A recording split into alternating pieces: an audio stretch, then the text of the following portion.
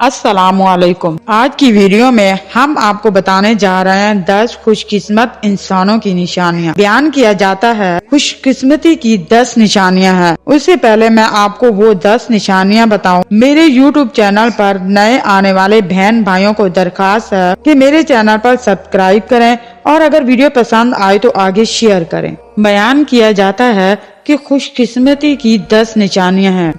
Number 1, इंसान दुनिया से बेरग़बत हो और आखिरत पर यकीन रखता हो और आखिरत को दुरुस्त करने की तदबीर इख्तियार करता हो। उससे मुराद ये है कि इंसान को दुनिया से कोई लालच ना हो और दुनिया को वो अपना ना सब कुछ समझता हो, बल्कि उसका असल मकसद आखिरत की तैयारी हो और अल्लाह को राजी करना हो। नंबर 2, मौत को याद करना। खुशकिस्मत इंसान की दूसरी निशानी ये है कि इंसान मौत को बार बार याद करता हो और मौत पर यकीन रखता हो।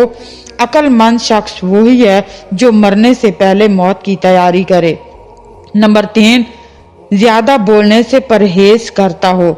अगर वो फजूल गोइयों से बचेगा, जबान के बहुत से गुनाहों से बच जाएगा। इंसान जो सोच समझकर बोलता है और फजूल बातों से बचता है, वो एक खुशकिस्मत इंसान है। नंबर 4, नमाज का पाबंद होना। नमाज की तौफीक मिलना खुशकिस्मत इंसान की निशानी है। जो इंसान नमाजों का पाबंद होता है, वो बहुत से दुनियावी और उखरवी फवाइद हासिल कर लेता है। नंबर 5, अल्लाह की मखलूक से हमदर्दी करना, यानी जो इंसान परेशान हो उसकी परेशानी हल करने में मदद करता हो और जो गमगीन हो उसका गम बांटता हो और जिस हद तक मुमकिन हो उनकी मदद करता हो। नंबर 6, आजिज मिजाज होना, यानी गरूर ना करता हो और खुद को आला ना समझता हो और दूसरों को अपने से बदतर और हकीर ना समझता हो।